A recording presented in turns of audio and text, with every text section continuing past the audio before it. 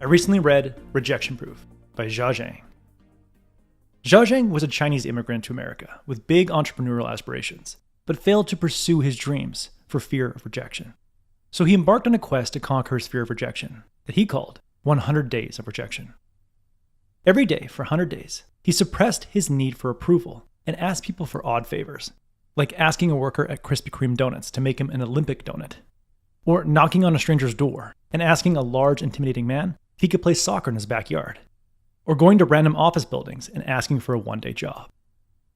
As he progressed through his 100 days of rejection, he learned a few universal truths about rejection that made rejection seem harmless.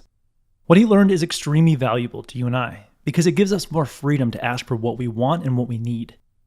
If you and I internalize the lessons in this book, we are more likely to ask for the job we want, the help we need, the discount we'd like, and the financial support we require in times of need. Reducing the fear of rejection and experiencing the freedom to ask for what we want and what we need starts by understanding that rejection is just an opinion.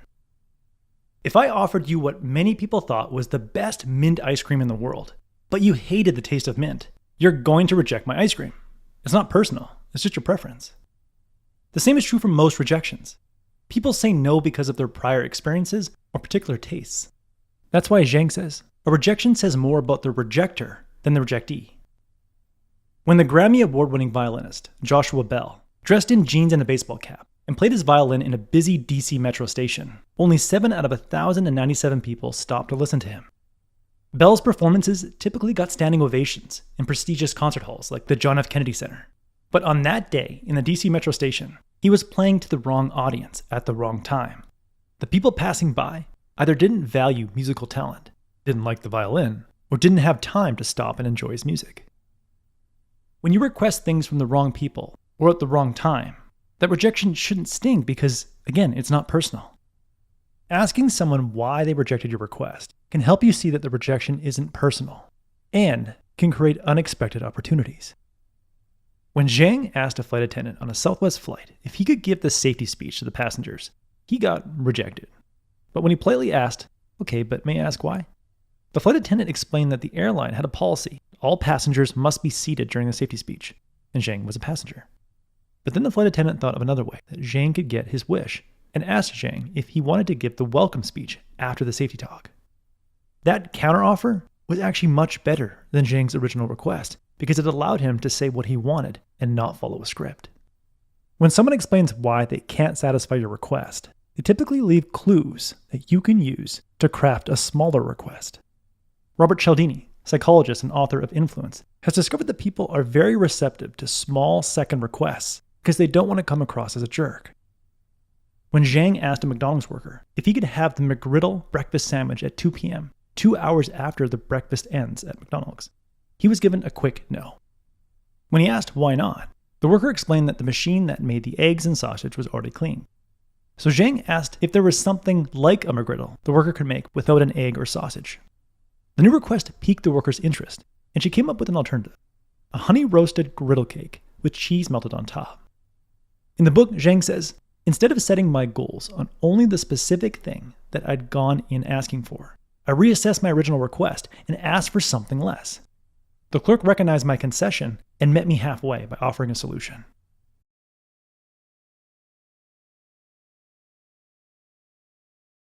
But fear not. A flat-out rejection can be beneficial in more ways than one. First, a rejection boosts your rejection immunity. When you get rejected, but realize your self-worth is intact, and you still have opportunities ahead of you, you are better able to withstand future rejection. And when you know that you'll be fine after rejection, you tend to communicate in a more confident, friendly, and open manner. Zhang says, when I was confident, friendly, and open, people seemed more inclined to go along with my request. Even if they say no, they at least stayed engaged longer to ask questions. And upside number 3, rejection offers clues for improvement. As Thomas Edison said, I have not failed 10,000 times. I've successfully found 10,000 ways that will not work. When you step back from a rejection and strip out the emotion, you will likely discover ways to improve your requests and increase your odds of getting what you want and what you need. In the end, rejection is part of the human experience, but we don't need to let the fear of rejection stop us from pursuing our big dreams and goals. we can reduce our fear of rejection by remembering 3 things. First, rejection isn't personal. It's just an opinion. Number 2, rejection typically isn't final. If we politely say, okay, but may I ask why? And then craft a smaller request based on the response. And number 3, rejection can generate insight, boost motivation, and make us immune to future rejection. Zheng says, all these years, rejection has scared me like Goliath. It stopped me from pursuing my dreams for over a decade. It sometimes stopped me from reaching out or even saying hi to others for fear of rejection and judgment.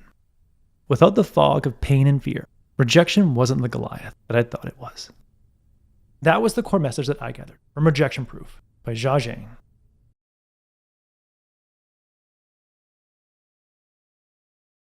After high school, I started figuring out more and more what I wanted to do in life, and I realized that if I wanted to have a big brand, there's no way that I could do that and still be introverted and achieve the same success that I have planned for myself in my head. And I know for a lot of you watching, it's the same thing. Even if you don't necessarily want to be on social media and running a brand like me, just being able to talk to more people and open up more doors is probably going to get you to where you want to be in life. Learning how to talk to strangers is one of the most fundamentally important skills that you can learn in your lifetime, no matter how old or young you are. Here's the problem though. Talking to strangers fundamentally is a very difficult thing to do because it requires you to put your ego in your pocket and allow yourself to potentially get rejected. Social anxiety has prevented me from asking out a lot of girls that I thought were cute, walking up to people who seemed interesting. It even took me a long time to start my YouTube channel because I was afraid to put my face onto this camera and potentially find out what my friends really thought of me. Now, I know that a lot of us have that same problem. So in this video, I'm going to be teaching you how to move past that fear of rejection and learn how to put yourself out there and open up every single door. Can I ask you a quick question? Can I continue the conversation for you with your friend? Just take over the phone. Yeah? Yeah? Don't say who it is though. Sorry. I have a quick question. What are you listening to? A podcast. Oh, cool. Can I listen? Cool. Hi, I'm just a random stranger, but I wanted to say hi. She doesn't speak English. Oh, what language? Spanish? Spanish. No hablas español, pero te amo. Is your name John, by chance? I thought I recognized you from CJ. No? Oh, sorry. Can I get a hug? Can I have a hug? A hug? Yeah, why not? Nice to meet you. So this is a video that I've been wanting to make for a long time because it's a problem that has been impacting me since high school. I used to be an extremely introverted person, so much so that in my final year of high school, I won an award, and anytime that you win an award, you get a trophy, but you also get a book. And the book was picked by my English teacher who saw that I was struggling and having a really hard time. And the book was called Quiet by Susan Cain. It's a book entirely devoted to how introverts can still use their powers to make real life long-lasting change in the world. I thought introverts are never gonna make big changes in the world because they're too afraid to talk to people. So I took her giving me that book as a challenge, let's say, to become more of an extroverted human being. And at that exact point, I flipped the switch, started trying to talk to more people, get out of my comfort zone more, and become more of an extroverted human being. The thing about rejection is that most of us think it's personal, but the reality is it's not personal. No one knows you. They don't know who I am. We can get past that, and we're good. Do you mind if I ask you a quick question? What's your best piece of life advice? Know when to say no. Issue a challenge to you? Yeah, go for it. Can I get you to walk up to a stranger For and sure. ask them if you can give them the hug? Yeah, okay, go for it. I love this. Hi, I'm so sorry. Yeah. I have a question for both of you. Sure. It might seem a bit odd, but can I get a hug? No problem. Oh, yeah. Yay! You're so sweet.